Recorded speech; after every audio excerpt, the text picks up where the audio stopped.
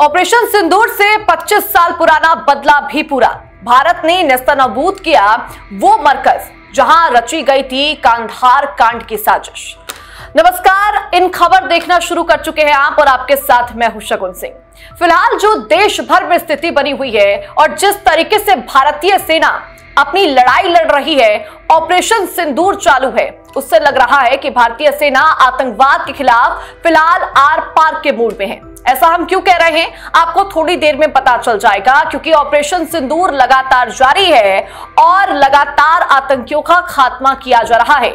और इसी कड़ी में एक और आतंकवादी का खात्मा हो चुका है और इसके साथ ही कई साल पहले का बदला भी भारत ने ले लिया है। जी हां, कंधार हाईजैक में शामिल रहा आतंकी अब्दुल रऊफ अजहर मारा गया है। ये बड़ी जानकारी जो निकलकर सामने आ रही है। ये अब्दुल रऊफ अजहर वही है जिसने कांधार अटैक की पूरी साजिश रची थी, कांधार हाईजैक की पूरी साजिश रची थी, जिसमें कई हिंदू मारे गए थे, कितने लोग मारे गए थे। और अब वही अजहर मारा गया है। अजहर उस कुनबे का है जिसका कमांडर मसूद अजहर है।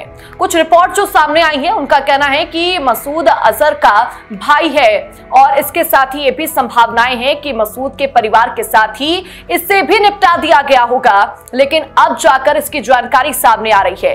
फिलहाल जो भी हो, लेकिन अब अब्दुल रऊफ अजहर जन्नत के रास्ते पर निकल चुका है। वो 72 हुरों के पास पहुंच चुका है और इसके साथ ही एक बड़ा बदला भारत ने अपना ले लिया है। दरअसल आतंकी संगठन जैश-ए-मोहम्मद का दूसरा सबसे बड़ा सरगना इसको माना जाता है। कुछ रिपोर्ट्स के अनुसार ये मसूद अजहर का छोटा भाई है। रऊफ को पाकिस्तानी सेना और खुफिया एजेंसी ISI ने संरक्षण काफी लंबे समय से दिया हुआ था। वो रावलपिंडी सहित पाकिस्तान में खुलेआम सक्रिय था, खुलेआम एक्टिव था। अमेरिका ने साल 2010 में उस पर प्रतिबंध लगाया था और भारत ने उसे संयुक्त राष्ट्र की वैश्विक आतंकी सूची में भी शामिल करने की बार बार कोशिश की, जिसे चीन ने वीटो की मदद से रोक दिया, यानी कि चीन ने उसके खिलाफ वीटो कर दिया था। अब देखिए, कंधार हाईजैक आपको बखूबी याद होगा, IC 814 का मास्टरमाइंड रहा था ये। इतनी ही नहीं, रऊफ अजहर 1999 के कंधार हाईजैक IC 814 का वो मास्टरमाइंड था जिसने इंडियन एयरलाइंस के विमान को काठमांडू से दिल्ली जाते समय हाईजैक किया और इस हाईजैक का मकसद उसके भाई मसूद अजहर को भारतीय जेल से रिहा कराना था। रऊफ ने पाकिस्तानी खुफिया एजेंसी ISI के साथ मिलकर इस साजिश को अंजाम दिया।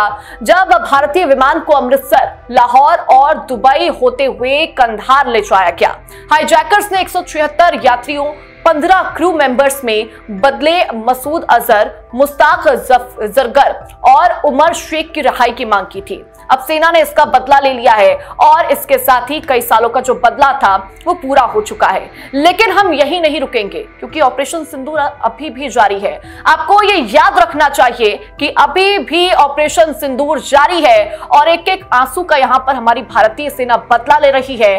अपनी हर एक बहनों का यहाँ पर बदला भारतीय सेना ले रही है, जिनकी मांग का सिंदूर उन आतंकवादियों ने उजाड़ दिया। अब इसका बदला तो जरूर लिया जाएगा और ये यही नहीं रुकेगा, क्योंकि अब सीधा खात्मा होगा आतंकवाद का। इसको लेकर आपकी क्या राय है, मुझे कमेंट सेक्शन में जरूर बताइएगा और जो भी आपकी प्रतिक्रिया है उसको साझा कीजिए। इस वीडियो को ज्यादा से ज्यादा लाइक और शेयर कीजिए। अपने दोस्तों को बताइए कि ऑपरेशन सिंदूर अभी भी जारी है, जिसकी उदाहरण यहाँ पर लगातार देखने को मिल रहा है। नमस्कार।